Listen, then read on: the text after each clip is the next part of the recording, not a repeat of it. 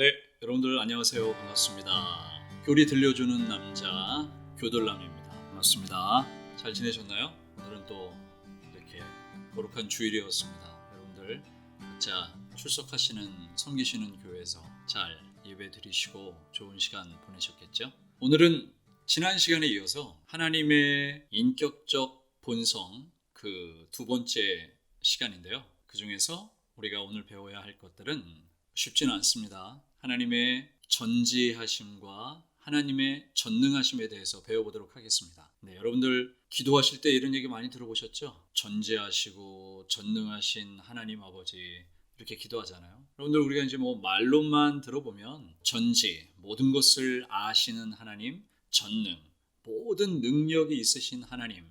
네, 이러한 뜻인데 오늘 이거 한번 배워보도록 하겠습니다. 네, 일단 하나님의 전지하심이라는 이 말은 하나님은 정말 말 그대로 단어대로 모든 것을 아신다. 그리고 하나님이 아시는 그 지식은 절대적으로 완전한 지식이다. 이러한 뜻을 가지고 있습니다. 자, 이 하나님이 전지하시다라는 것에 대해서 성경 곳곳에서 말하고 있는데요. 특히 시편 말씀을 한번 볼까요? 시편 147편 4절 말씀을 보면요. 그가 별들의 수요를 세시고 그것들을 다 이름대로 부르시는 도다. 별들의 수요를 다 세신다라고 말하고 있습니다. 우리가 마태복음 10장 29절에도 보면 하나님이 허락하시지 않으면 참새 한 마리도 땅에 떨어지지 않는다라는 얘기가 나오죠. 자, 이 말은 뭐냐면 하나님이 자연 안의 모든 것들에 대해서 하나님이 통치권을 가지고 계시고 이 자연의 모든 것들을 하나님이 이렇게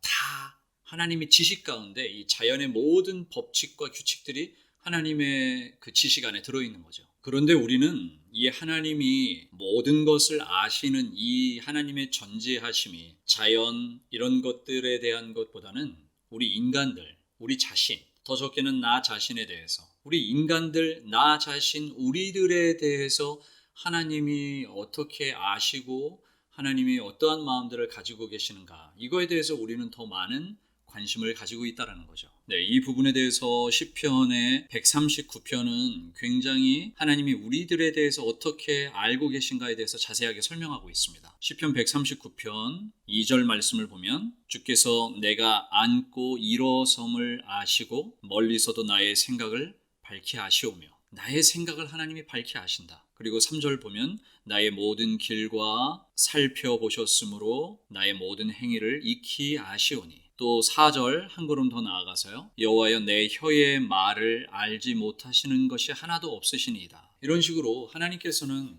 우리의 모든 자연에 있는 어떠한 별의 숫자 이런 것뿐만 아니라 우리 자신에 대해서 하나님이 굉장히 많이 아신다. 이렇게 성경 곳곳에서 말하고 있습니다. 문제는 우리의 믿음과 우리의 지식이 부족함으로 인하여 하나님이 우리를 너무도 잘 아신다는 것에 대해서 우리의 믿음과 지식이 부족함으로 이것을 자꾸만 잊어버리는 우리가 유혹에 빠진다는 거죠. 그래서 우리가 성경 시편에도 보면 하나님이 지금 내가 이렇게 고통 가운데 있는 것을 아십니까? 하나님, 내가 지금 이 어려움 가운데 있는 것을 주께서 기억하십니까? 하나님은 어디 계십니까? 뭐 이런 식으로 시편의 저자들도 하나님께 이렇게 말하고 있죠. 우리는 우리의 이런 믿음이 떨어지거나 또는 우리가 하나님을 아는 지식이 부족할 때 하나님이 나를 정말 아시는가? 이런 부분에 대해서 우리가 흔들릴 수가 있다는 겁니다. 그런데 특히 다니엘 2장, 8장 같은 곳을 보면 하나님이 우리에 대해서 우리의 앞으로 일어날 일에 대해서도 다 아신다.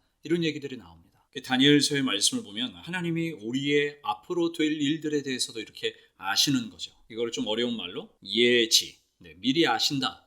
이러한 말입니다. 그럼 하나님은 우리를 어떻게 아시는가? 우리 인간들의 어떤 그 시간의 개념 속에서 살아가고 있잖아요. 과거에서 현재 또 이렇게 미래. 근데 하나님은 이 시간의 개념이 우리는 자꾸만 이 시간의 개념 우리 인간들이 살아가고 있는 이 시간의 개념을 하나님도 이 시간 가운데 거하신다라고 생각하는데 성경을 통해서 보거나 그러면 하나님은 우리가 하나님의 속성 가운데 하나님이 영이시기 때문에 또 그분은 시간의 개념을 우리가 지난번에 배웠잖아요. 영원한 어떤 그런 영원의 시간 가운데 계신 분이기 때문에 우리는 과거, 현재, 미래로 이어지는 이 시간을 하나님은 통으로 영원이라는 시간의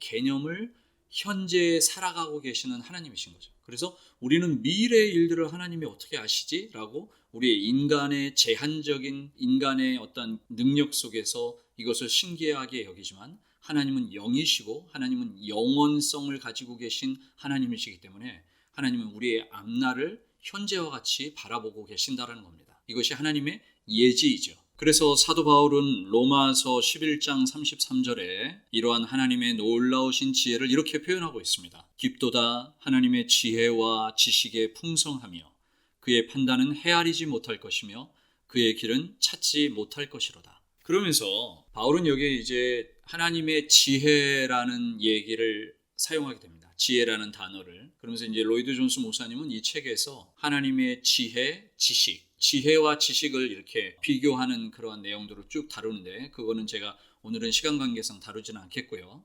어찌됐든 결론적으로 말할 때 하나님의 지혜는 하나님의 지식을 사용하여 이 지혜는 지식보다 훨씬 더 굉장히 놀랍고 위치에 있다라고 말을 하는데 하나님의 이 지혜는 하나님이 원래 가지고 계신 지식을 사용하셔서 놀라운 일들을 우리에게 보이셨다라고 말하고 있습니다. 자, 그러면 하나님의 전지하심 가운데 우리가 지금 지혜라는 영역을 살펴보고 있죠. 이 지혜가 하나님의 지혜가 특별히 어떠한 곳에서 많이 드러났냐면 하나님의 창조, 하나님의 구속, 그리고 하나님의 섭리 이 세 가지의 부분에서 하나님의 이 놀라우신 하나님의 이 지혜가 많이 표현됐다는 겁니다. 자, 그럼 첫 번째는 창조 교리 속에 하나님의 지혜가 우리가 살펴볼 수 있다라고 로이드 존스 목사님은 말하고 있는데 그러면서 말하는 것이 이 창조 교리 오늘날은 이미 너무 오래됐지만 이 당시 1950년대 로이드 존스 목사님이 살고 있었던 이 당시에 그런 유럽과 영국과 이런 시대에 특히 이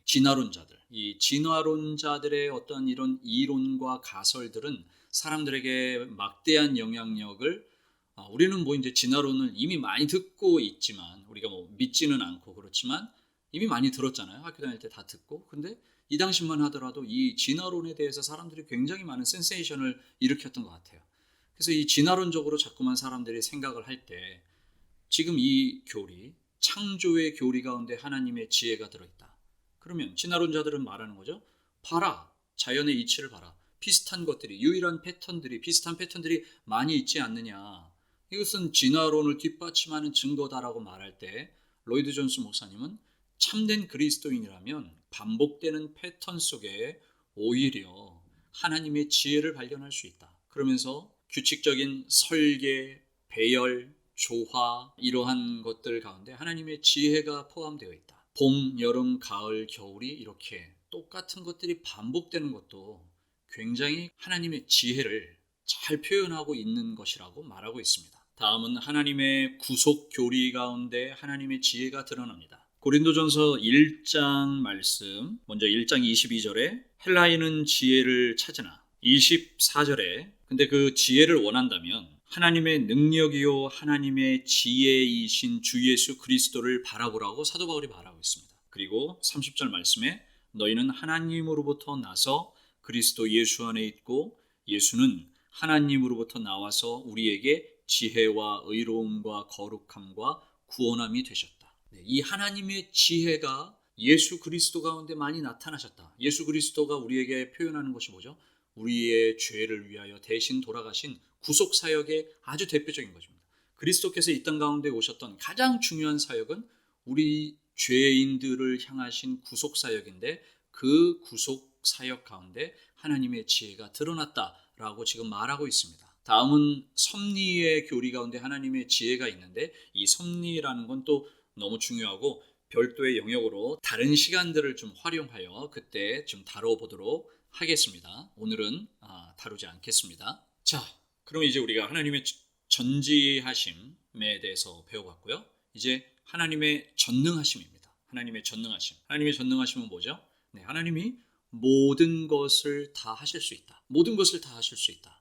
그럼 여기서 우리가 하나님의 전능하심을 다룰 때 우리가 그 두 가지를 한번 생각을 해봐야 합니다. 하나님은 전능하심이라는 하나님의 속성을 가지고 하나님의 뜻을 이루어 가신다는 겁니다. 그래서 우리가 뜻과 하나님의 능력, 뜻과 능력 이 두 가지를 함께 살펴봐야 되는데요. 우리는 이제 하나님의 뜻 하면 성경에 하나님의 뜻도 굉장히 많이 나오고 우리가 정말 이렇게 또 신앙생활 하면서 내가 또 뭐 이사를 가든 어느 대학을 가든 어느 직장을 가든 누구랑 결혼을 하든 모든 이러한 것들 가운데 우리 정말 그리스도인들이라면 제일 많이 물어보는 게 뭡니까? 네. 이게 정말 하나님의 뜻인가? 이게 정말 하나님의 뜻인가? 우리가 많이 물어보잖아요. 그럼 이 성경에도 하나님의 뜻에 대해서 이렇게 많이 말하고 있는데 한번 좀 살펴보기 원합니다. 하나님의 뜻이라는 건 과거와 현재와 미래를 통해서 우리에게 이미 결과론적으로 만들어진 어떠한 결과물들, 이런 모든 결과물들의 근거가 하나님의 뜻이라는 겁니다. 근데 이러한 결과물들이 하나님의 뜻인데 이런 하나님의 뜻은 하나님의 주권적인 행동이라는 겁니다. 하나님의 주권적인 결과다. 그럼 이제 우리의 마음속에 이거 너무 하나님이 그렇게 어떤 것들을 다 우리 가운데 이렇게 만들어내는 거에 대해서 우리 인간들의 마음속에는 딱 드는 마음이 뭡니까? 하나님은 참 독단적이다. 주권적으로 이렇게 행하시는데 너무 독단적인 게 아닌가라는 우리 인간 편에서의 마음이 드는데 이 로이드 존스 목사님은 여기서 말할 때 이 교리적으로 하나님이 왜 독단적인 것이 아니냐면 지난 시간에도 배웠지만 하나님의 그 본성을 우리가 배웠잖아요. 하나님의 본성 가운데 하나님의 전지하시고 또 편재하시고 영원하시고 사랑이 많으시고 긍휼이 많으시고 자비가 많으시고 이러한 성경을 통하여 하나님이 하나님의 어떤 본성을 다 드러내신 것은 완전하게 드러내신 것은 아니지만 일부분을 우리에게 노출하시고 하나님이 계시하셨는데 이러한 하나님의 계시된 이러한 본성들은 좀 전에 말씀드렸던 하나님의 이런 주권적인 것들이 이런 하나님의 본성과 조화를 이루면서 우리에게 표현된다는 겁니다. 그래서 독단적인 것이 아니라는 거예요. 그래서 이걸 조금 어렵게 말하면 하나님이 성경을 보면 하나님이 자기 자신을 말씀하시면서 내가 무엇을 하리라. 내가 이스라엘 백성들을 모세에게 말할 때 내가 너희들을 이집트로부터 구원하리라. 이렇게 하나님이 내가 무엇을 하리라. 이런 것을 조금 어려운 말로 하나님의 작정적 의지라고 말합니다. 또 우리 하나님의 백성들에게 너희들은 이것을 해야 한다라고 말하는 걸 하나님의 규정적 의지라고 말합니다. 하나님의 작정적 의지, 규정적 의지 이 단어가 중요한 것은 아니지만 성경을 읽다 보면 우리가 하나님의 작정적 의지, 규정적 의지가 굉장히 많이 나온다는 거죠. 네, 여러분들 아시죠? 하나님이 내가 무엇을 하리라 그리고 너희들 이스라엘 백성들은 이것을 해야 된다. 네, 이런 얘기들이 굉장히 많이 나오시죠. 그래서 아까 전에 전지하심을 살펴볼 때도 이 하나님의 전지하심이 창조와 구속과 섭리 가운데 나타난 것처럼 이 하나님의 전능하심, 하나님의 능력을 다루는 이 부분에서도 이 하나님의 능력이 하나님의 창조와 구속과 섭리 가운데 나타난다라는 것을 여러분들이 기억하셨으면 좋겠습니다. 자, 그래서 사도 바울은요, 에베소서 1장 19절에서 20절 말씀을 보면 그의 힘의 위력으로 역사하심을 따라 믿는 우리에게 베푸신 능력의 지극히 크심이 어떠한 것을 너희로 알게 하시기를 구하노라. 그의 능력이 그리스도 안에서 역사하사 죽은 자들 가운데서 다시 살리시고 하나님의 엄청나게 전능하심을 표현하는 겁니다. 근데 여러분 우리가 알아야 되는 것은요, 우리가 그 하나님의 뜻을 얘기할 때 이 하나님의 뜻은 우리가 이해하기 위해 있는 것이 아니라고 이 책에서 말하고 있습니다. 우리는 자꾸만 하나님의 뜻이 무엇이었을까 이거를 자꾸만 알려고 하죠. 이해하고 싶어 합니다. 이 극히 제한적인 인간이 놀라우신 그 하나님의 뜻을 이해한다는 것 자체가 말이 안 되잖아요. 그렇죠? 그러면 이 하나님의 뜻은 우리에게 이해하라고 주신 것이 아니라 그 놀라운 하나님을 경외하고 경배하고 이 하나님께 우리가 정말 경외하고 두려워하고 경배하고 그러라고 하나님의 뜻은 존재한다는 겁니다. 우리가 이해하기 위해서 가만히 앉아서 이건 뭐지? 왜 하나님이 이러한? 물론 그럴 수는 있지만 하나님이 이 하나님의 뜻을 우리에게 알려주시는 이유는 우리 보고 가만히 앉아서 그것을 이해하라는 것이 아니라 하나님께 경배하고 두려워하고 예배하라고 하나님의 뜻을 우리에게 알려주신다는 겁니다. 우리가 지금 하나님의 능력, 하나님의 전능하심을 배우는데요. 하나님은 그리스도 예수 안에서 그 하나님의 전능하신 그 속성으로 인하여 우리 하나님의 백성들을 구원하신 겁니다. 여러분들 한번 잘 생각해 보십시오. 우리는 그냥 예수 믿었으니까 우리가 구원을 받았다 이렇게 간단하게 생각하시는 것이 아니라 하나님의 속성 가운데 있는 전능하심이 아니면 우리는 어느 누구도 구원받을 수가 없습니다. 이 놀라우신 그러나 전능하신 속성이 그리스도 예수 안에서, 이것이 중요합니다. 예수를 통해서, 그 예수 안에서 하나님의 전능하신 속성으로 인하여 우리는 구원을 받았다는 겁니다.